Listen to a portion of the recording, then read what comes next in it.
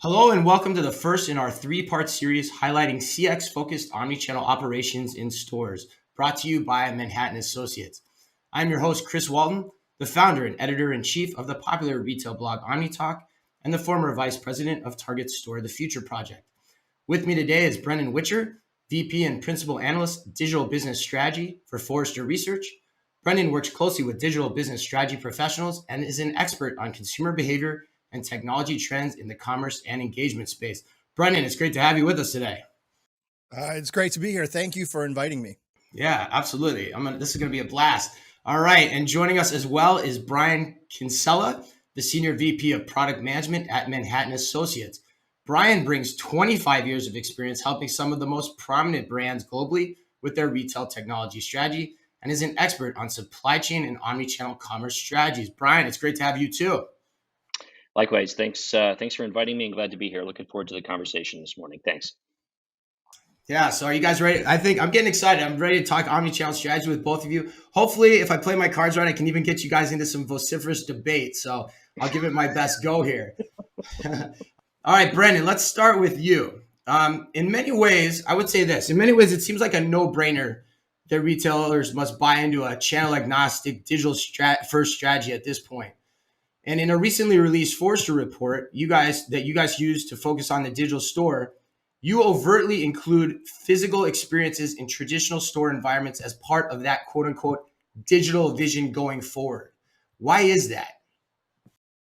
Well, the reality is it doesn't really matter what the industry wants to do or where the stock market wants your company to drive sales or anything like that. The reality is that at the end of the day, it has to be up to the consumer, and the consumer is going to choose where and when and how they shop and in the way that works for them, right? Sometimes I wake up that morning and I say, oh, you know what? I really need a blue shirt today for a dinner tonight. My first inclination isn't where can I go on the internet to buy it, right? My first inclination is where can I go get it today?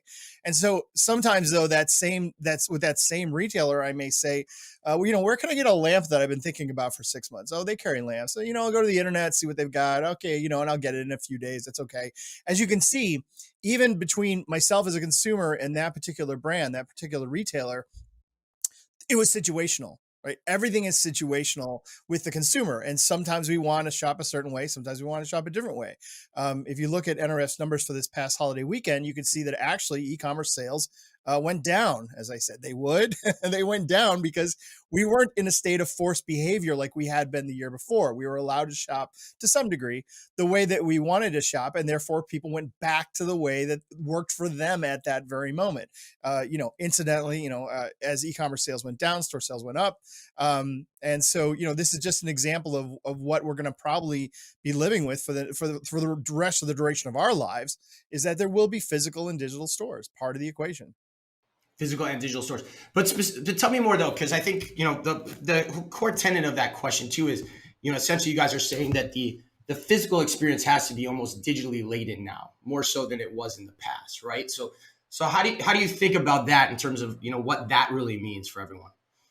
Right. So when we cut a layer down from, is there a role for physical and digital channels? We cut a layer down into the physical side of things. We start to see that absolutely the stores are not serving consumers in ways that they should expect them to serve them. In fact, they're not even serving retail operations in many ways. The paper that I just wrote with Forrester identified 42 different ways that the physical location is failing retail. Now, that should surprise no one, because we launched, the big box sort of big retail store was launched in the 1800s. And, we put things on shelves. We had people grab them and go to a cash wrap station and leave. Like, that model really hasn't changed in 200 years.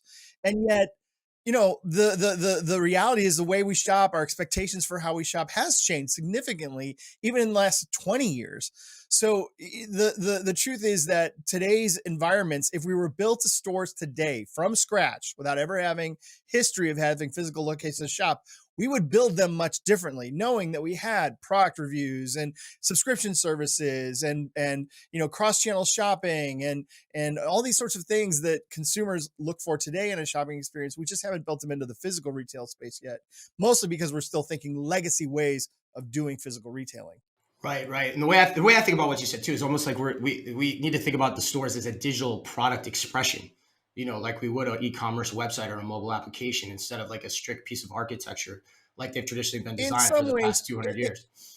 yeah, in some ways you're right, but in some ways I'd say it's more about designing stores to be purpose driven. Like, what is the purpose of a store? Remember, 200 years ago, the purpose of the store was to have people walk in the door, grab something off a shelf, and walk to a cash station, right? And cash wrap and leave, right?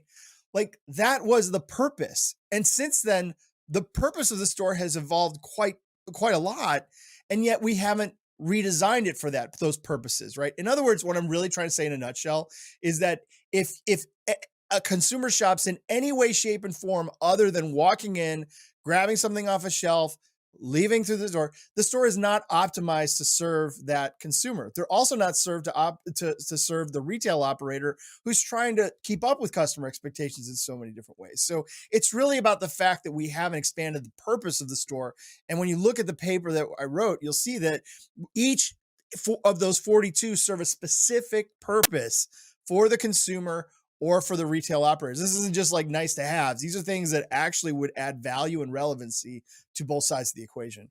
Right. And like it depends on what retailer you are and what brand you are too, in terms of which of those you're going to adopt most quickly. Brian, what's your take on some of this conversation that we've been having, Brendan and I? Well, I think one way to look at this is, back to Brendan's example of the blue shirt and the lamp and so forth, is that I think what's happening more and more is that deliverability and fulfillability of a product is becoming a key attribute of the shopping experience. And when you go to product detail page now, it's just as important to know when can I have it, what options do I have, can I do curbside, can I do same day, do I get free ground, those types of things, as some of the attributes of the product itself. And I think that is a big change. And I think that the store plays the most critical role in helping retailers transform their experiences to put that level of flexible fulfillment into the hands of their consumers. Because the reality is, almost nobody except for Amazon is going to be able to localize their inventory in warehouses the way that Amazon does. So stores have to play that role. Again, whether it's I'm willing to drive there, I want to open my trunk and have it thrown in, or I want to come in or make an appointment to try something on. To Brendan's point, a lot of permutations of what that can look like. But what we find is that those questions and those experiences are getting dragged earlier and earlier up the purchasing funnel. Back to hey, when I first start the research experience, one of the first things I may want to say is, I need it in the next 2 hours, or I want to know, I only want to see products that I can go pick up in stores that are within 10 miles of where I am right now. So that's a big change. And, sort of under the covers from a technology standpoint, this is one of those things that's easier said than done because of the dynamic nature of inventory, the nature of inaccuracy of store level inventory in almost all cases, and compensatory measures that have to be put in place to be able to offer that experience to customers and not disappoint them after they actually place their order. So I think that's a big part of it. And then the other thing that we can maybe talk about as we go here is just what happens post purchase, because I think more and more customers are now expecting that after they click submit order, they still want to participate in the life cycle of that order, which in most purchasing experiences today is not true. It's fire and forget. It's into the void. It either shows up or it doesn't. We'll send you a tracking message in a day or two and let you know. But I think that that's evolving, and expectations are rising along those lines. So. Yeah, that makes a ton of sense. I think those are two really good takeaways. I think just to recapture them for the audience too. The first I heard really was the whole idea that the physical expression of the store, the physical retail experience, has to come into the digital world by way of the front of the funnel purchase activities that people are taking in the e-commerce space. When can I get it? How can I pick it up? How can I fulfill it? But the other point too, which I definitely want to come back to, is I think it ties into many of the 40 different things that Brendan said in terms of what a store can be. Is this move towards what is all the post-purchase activities that we need to give to our customers to give them the experiences they want, and how does the store play into that new role that's being defined in much different ways than we've seen in the past. So we'll go into that too. So Brendan, I think to that point, I think it raises my next question for you, which is, there was an interesting quote I found in the report, which is, You said getting experiences right in stores matters more than surprise and delight. And I think that's a really powerful statement when one stops and thinks about it, because we hear a lot about stores need to be experiential and all that. But I want you to tell the audience, what do you mean by that? Because I think it really is powerful. Yeah. Before we get to that, I want to say something else that Brian said that I think the listeners of this, I got to double click into something Brian said, because he said it and I know what he was thinking and he moved right through it. But actually, it's such an important point, is that your physical stores, like, are your warehouses for you as a brand. Amazon has made a choice. They're going to put warehouses everywhere, right? You can't do both. Like, it doesn't make any sense. Like, all these companies, like, we need to put warehouses everywhere. I'm like, but you already have stores everywhere. Amazon doesn't have stores. You can't double down. It's not the same strategy, right? A pure play retailer putting warehouses everywhere doesn't work for a multi-channel retailer who already has stores everywhere. Right. And that is something that people forget all the time, is that they feel like they need to mirror Amazon, but you can't mirror Amazon because you're not Amazon. And I don't mean you're not them from the perspective of like never being able to achieve their success. I mean, your model isn't the same. Right. And you can't afford to have 2,000 stores and 2,000 warehouses across the US. It just doesn't make any sense whatsoever. So to Brian's point, which I want to put a real big exclamation point on, which is, you have to use your stores. Unless you're going to close your stores and turn them into warehouses, let me say that is a mistake all day long. The reality is that, you don't want to chase a leader in a space. You want to find your own space, your own competitive advantage. Use your stores as assets. Don't think of them as liabilities. You already have the square footage you need to start doing Amazon-esque type experiences. You just need to figure out how to get it done. You're already mostly there. Right? It's just a matter of shifting your thinking about things and thinking, we don't have to be Amazon. We have to be this other thing. So let me get back to your point about experiential things and surprise and delight, getting experiences right.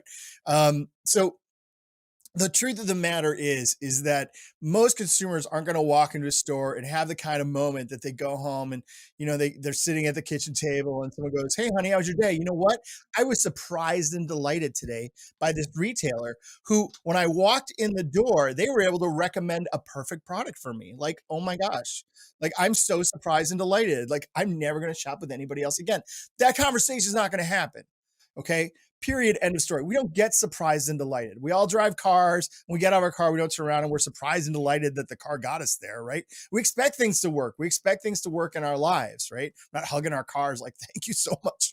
You made my day," right? We're moving through life. And if we go into a store, there's a little robot there that says, "Hi, Mr. Witcher, welcome to our store." I mean, I may go, "Oh, that's cute," right? But it adds zero value, right? Nobody's going to walk into a store and go, "Oh, you don't have a robot saying my last name? I'm out of here." Right? Or we don't have virtual reality. We don't, like, nobody's leaving your store because you don't have virtual reality in your store. Like, right?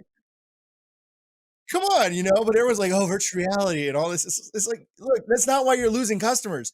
You're losing customers because they're standing in a pickup line for 40 minutes to pick up their order.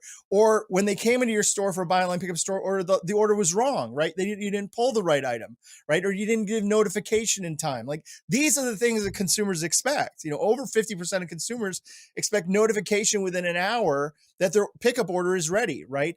That's the expectation of consumers, not the other side. And so what I see companies doing is they shift towards surprise and delight sort of things without checking the box first on some very unsexy stuff that at the end of the day, that's why the consumer is choosing you or not choosing you. It has nothing to do with like how innovative your store is, right? We get innovation from all different areas of our lives. That's fine. But when I want to buy a shirt, I just need to buy a shirt and I need it to be right. You know why? Because I don't want a sexy experience. I just want to buy the shirt and go take my kids to soccer practice and get my job done and do all the other things I need to do with my life, because we don't think that much or care that much about most purchases we make. And I say that and everyone like points to a Tesla or something like that and says, "Oh, but people care about these things." There are 16,000 individual items in the American household, 16,000, from the Q-tips to the paper clips to nails in our wall to everything that we have, right?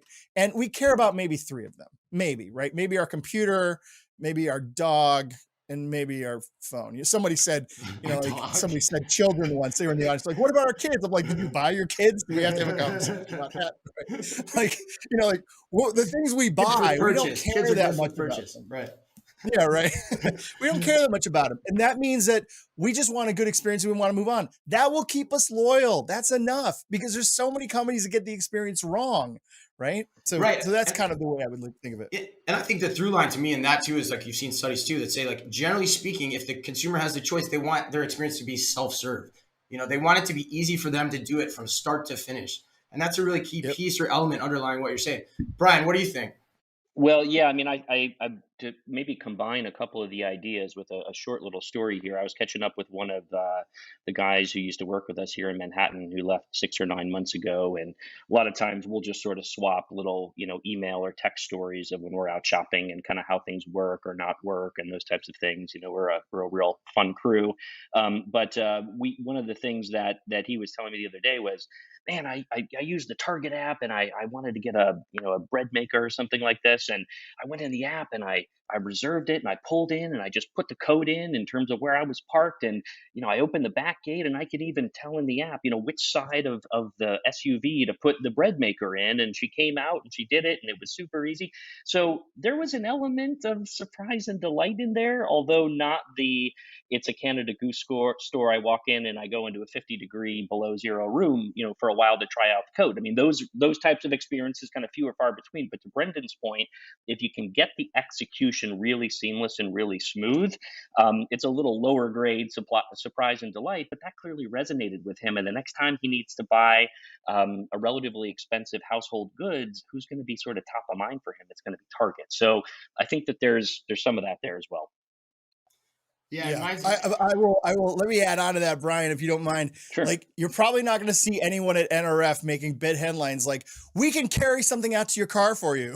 You know what I mean? Because that's what that just broke down to, right? Like, that's the thing. It's not that sexy, right? Someone carried something out to my car for me, right? Right. Like, Exactly. that's really what it came down to. And Yeah. and this is what I mean by innovating within the unsexy stuff is kind of sexy right now. Like, that's what you need to do to win customers, is just to add value to their lives, especially perceivable value. That, what I would say is what your friend found is that they found perceivable value in that experience. It was value to me to be able to just say into the app, put it in the driver's side passenger door, right? Like or into my trunk, right? Like, that added value. It wasn't necessarily surprise and delay as much as it was just like, oh, okay, yeah, that works. That's good. It's good to be able to have that. I like that, right? That sort of thing. And so companies today like don't know where to draw that line. Suddenly they're like, oh, but what if we could do it with a robot going out to the car? And what if we could do it where they could use augmented reality to see what it'll look like delivering to the door behind me versus my driver's side door? Like, let's see that first in augmented reality. Like, no, they don't need to do that. Yeah. Right. No, And we know reminds that. me of Oh, go Yeah, ahead, I was Brian. just going to say, operationally, and obviously we've seen this in warehouses over the years and stores over the course of the last decade. The real challenge with being able to pull this off is pulling it off at scale, because it's not hard to run someone a bread maker once a day, but do it 300 times a day and get 297 of those to go really well. I mean, that's the tougher part. So, and that's not sexy, but it makes a big difference when you have that many customer touches and customer interactions. So, yeah.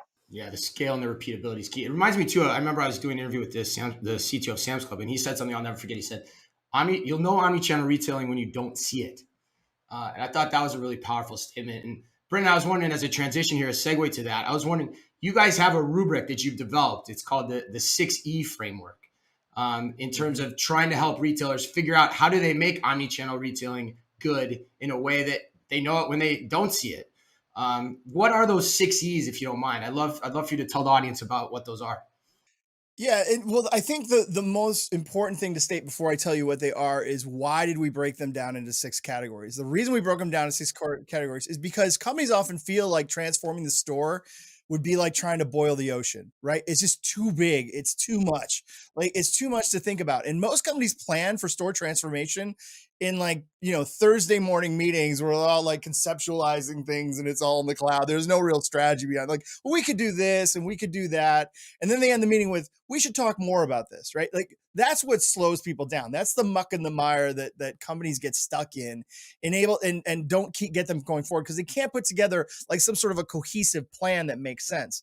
So we developed the 6E strategy to say, these are categories of things you should work on. It breaks the big chunky thing into 6 pick smaller ponds of work that you could do to analyze, like, where should we go depending how our business is going. Maybe pick one or two and you say, we're going to focus on these areas first and not so much these areas because our customer doesn't shop this way. This isn't really our model. This isn't our brand, right? So again, purpose driven. Even the report itself was purpose driven, right? Not just the theme of the store becoming purpose driven, but the idea of being able to help our clients. It's the point of why I write papers, helping our clients get out of that mud, move forward, right? Like let's build a plan and let's build it around something. So the first E is engaging customers. And you're going to find a bunch of categories under engaging customers about, this isn't again, doing some cool, innovative, sexy stuff. This is stuff actually that they often already experience online that adds value to them and things of that nature, like creating some sort of moment where I can talk to a device. This is actually going to be powered a lot by computer vision and natural language processing, things that are not in the future. They're happening right now, right? That kind of stuff. Again, I'm a practical analyst and nothing else. So everything I wrote about was very like, you could do this stuff right now. So, creating those experiences that are one-to-one, like these big box retailers have a ratio of 22 customers to one associate on average, right? You're not going to be able to serve every customer through your associate, period, end of story, right? And so you need to have self-service tools, right? And that allows for customers to get the experience they want. That's engage customers. Number two is emulate e-commerce. And this is where you're going to find those things on the web that people say, like, I get value out of this on the web. Why can't I find it in the store? Two examples of that would be, for example, product reviews, right? We know consumers use product reviews online to make buying decisions. And yet most companies, Amazon aside, do not bother to put any product reviews into the store. Why? The consumer hasn't changed. Do you think they're not going to get value because they're in a physical location? They still would like to know what people think of this product. And yet we haven't done that, right? Or subscription services. I mean, how many times can you go to the website and sign in for a subscription service for something and say, you know what, I would like this every month. But how many times would you be able to go into a store and tell an associate, you know what, I like this item a lot. Can you set me up to have this delivered to my house every month? The associate's going to tell you no, right? We're not emulating those things we already know work in e-commerce. Number three is expand impact. And this is the idea Brian was getting to, is thinking about the store as a cog, right? That is serving the needs of a lot of different parts of retail happening today, whether it's email or other channels or things like that. Like, we need to think about the store as a part of the ecosystem, not a separate channel that all is inclusive there. The number three is empower associates. Look, let's say two things are not going away anytime soon: stores and the labor and the associates associated with that labor. It's true that we have different things that are keeping labor costs down, like self-service checkout and things like that. But the reality is we're going to still have this on our P&L line. So wouldn't it be a good idea to optimize that cost, right? Like, it's a huge cost for those companies, and they're just like, yeah, we're not going to make investments here. Like, it's a sunk cost. Do something with it. So making them smarter. There's nothing worse than a consumer walking in and knowing more about the products than your associate does, right? That doesn't inspire trust. It doesn't inspire value. And that's why we've gotten away from consumers believing that. Number five is execute operations. This is a lot on the side of doing those omni-channel capabilities of, buy online, pick up in store, and ship from store, and all those things, and making sure that serves that sort of channel that's growing and growing and growing. And last, enable insights. It's surprising to me that even up until recently, pandemic bursts aside, e-commerce is still less than 25% of total retail. Still, it was only 16% before the pandemic, to give you a sense of that. And we've been doing e-commerce 20 years. That meant 80% or more of retail transactions were happening in physical stores. Yet we are light years away from being able to understand the in-store customer the way we understand the online customer. And we need to put those sorts of tools and technologies in the store to understand those behaviors, to understand what customers pulled off the shelf but didn't buy, right? Like, if you're looking just at transactions, that's great, but I've already bought it, right? How many toilet seats does somebody really need, right? What's important is, what did I come into the store and look at, but then I put it down, right? And say, okay, well, maybe that person might be interested in that, right? That sort of experience. We do that online all the time, right? Someone browsed something, they didn't buy it, they bought something else. So this is the kind of things we need to be doing. And Brendan, what technology, on that last point, I'm curious too, what are the technology you put forward in the paper that help with that specifically? There's two parts of that that I think are really important. Number one is that the customer, a lot of this, if you look at sometimes on LinkedIn, you'll find me putting out images and stuff like that, not necessarily in the papers because they don't translate well, but one of them is a wheel of this, and it actually creates these arrows that go around. It's because there's parts of this that connect to other parts of that. Like one of the things I talk about really deeply in the paper is that you have to be able to create trust with your customers to do this, right? Like I always joke, like no one ever signs out of Amazon. No one ever clears their cookies and signs out of Amazon and shops the Amazon website that way. Why? Because it's a horrible experience, right? And you don't get anything that you want. You don't get anything you need. You get no value from it. So people don't sign out, right? You have to have that same mentality of saying, how do we provide so much value that the customer wants us to know that it's them? Right? When they walk into a store, I would love to tell, I'm just going to pick someone out of thin air, Dick's Sporting Goods, right? That I'm interested in buying a soccer ball today when I walk in the store, but there's no way for me to communicate that to somebody. There's no way for me to say that, right? If you put something there, I would do that, right? Or if you put something there that said, I want to see if you have any discounts that may influence my shopping today, there's nothing there to do that with, right? So we've actually caused our own problem by not digitizing the store and making it more engaging and allowing customers to share with us they want. So when I get to that sort of like aisle and pull something off a shelf, I've already self-identified myself. I'm saying, I'm Brendan, I'm in your store, I'm here, and I'm okay that you know that I'm here. And I pulled something off your shelf. I looked at it, I put it back, and I didn't buy it, right? Again, remembering these aren't little siloed mini things. You have to think about the entire customer journey. That's why I'm a strategist. It's about thinking about how the whole watch works, right? And how the springs and the cogs and everything make everything else turn. And so once you can do that, that's when you get to that next level of analytics, because it's identifiable data, not just aggregated, anonymous, directional data, but specific data about Brendan and how Brendan behaved in the store that allows you to create better personalized experiences later down the road. Yeah, it makes a ton of sense. Brian, I'm curious to, as you listen to Brendan describe that, and the one that I found particularly germane to, your work at Manhattan is really the one around emulating e-commerce. I was wondering if you could maybe, as we close here, because we're running a little short on time, but as we close this session, I'm curious, like how did you think about that when he described that and the types of work that you're doing at Manhattan? Well, a couple things. One, we certainly hear from our customers that are looking to go through some sort of digital transformation in their stores, that they'd like to provide the store associates with more tooling to be able to understand when they're interacting with a customer, who they are, what they've purchased, what they've returned, what their lifetime value is, and those types of things. And so there's obviously tooling that you could provide the end customer in the store to do some of that, but there's also some things you could give to the associates so that it's not such an anonymized experience, when they walk in. One other angle on this, though, I think, is to think about it from the inventory's perspective, because ultimately it's the customer chasing the inventory to some extent. You were talking about the technologies, Brendan, was about kind of what's happening in a store, and I pick something up and I put it down and so forth. We have a customer, an apparel retailer in Europe, sort of mid to mid plus price point.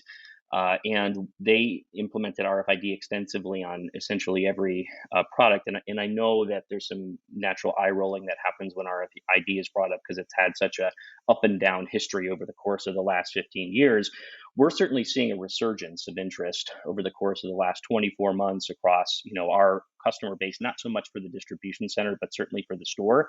One of the interesting use cases they were sharing was when they see a dress go from the rack to the fitting room and then back again a certain number of times, and it indicates to them that there's a sizing issue with that garment, and they need to look at that and adjust the sizing or go back to the originator, the supplier, and talk to them about this. So you can garner important insights just from the movement of the products in the stores. And then I think the other thing is, look, as Brendan was talking about the fact that we certainly saw some changed behavior this year with customers going back to stores.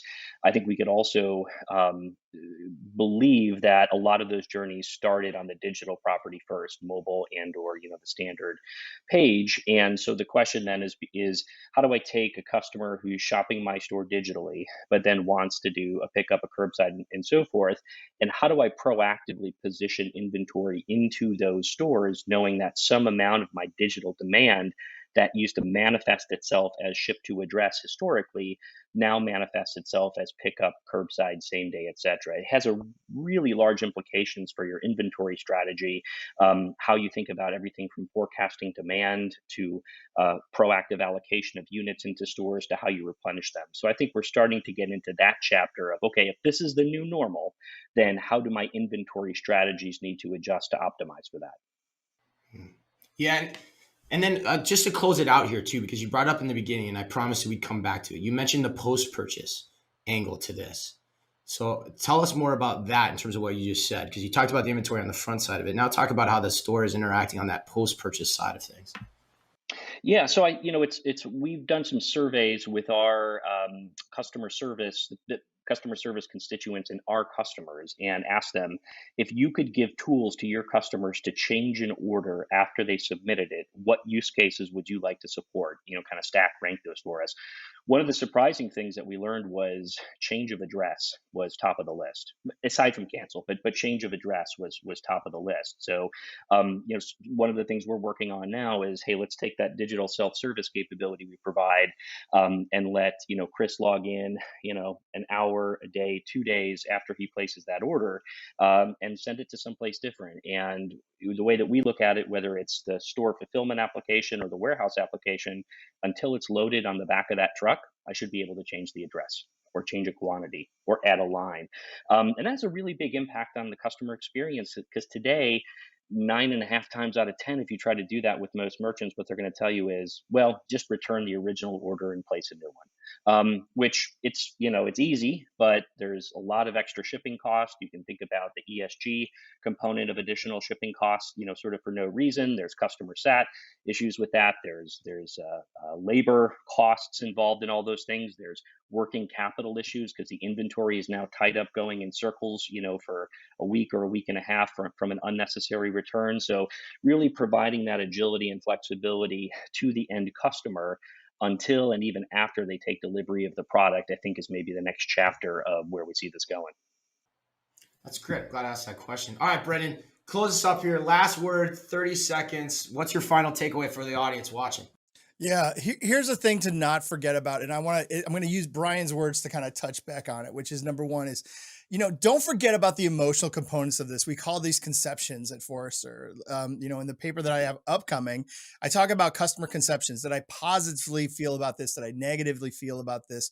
Those sorts of things really do matter in a world where consumers say, I can buy this stuff anywhere, right? I know I can get a coffee maker. When I ask people, where do you get a coffee maker? They don't say 1, 5, 10. They say hundreds, thousands, millions. That's maybe not true, but it's the perception of today's consumer, is that I can get this stuff anywhere. The question is, why should I buy it from you? And a lot of that has to do with how you make me feel about the experience. When Brian said, well, you're just going to have to, just go online and cancel the order and replace the order. First of all, don't say just to a customer ever, because what you're saying is just take time out of your life to go do something because we can't do it. Like this is where retailers often forget. Like they say, oh, it's just the customer just has to do something. It's like you forget how the consumer is going to perceive that. They're going to perceive it as, you can't help me, I have to help myself. Right. And that is so critically important. You cannot afford to lose customers because they have a bad feeling about an experience. Right. I used to be in the restaurant industry. I was a restaurateur in Chicago many, many years ago. And I always tell my staff, like, we can screw up the food and people will come back. If we tick people off and we do bad service, people aren't going to come back. We're far more influenced by the way something makes us feel than the actual nuances about something that can be fixed or whatever that is, right? So I would just say, don't glaze over anything Brian has said today about, the way the customer is doing things, the way that you need to operationally execute things, because at the end of the day, bad operational execution leads to very poor customer experiences, which then leads to customer attrition. So if you want to know how to keep your customers, go back to core, go back to your operations and say, what are we doing wrong that has downstream implications of causing customers to walk away and shop with somebody else? Well said, man. Well said. All right. Well, on that note, I think that's the perfect note to wrap it up. Big thank you to Brendan Witcher, VP Principal Analyst at Digital Business Strategy at Forrester Research, and Brian Kinsella, the Senior VP of Product Management at Manhattan Associates. Oh, man. Thanks to everyone for tuning in. And on behalf of Brendan, and all the Brendan and Brian and all the folks at Manhattan Associates. We hope you guys have a fabulous close to your week. Stay well and goodbye.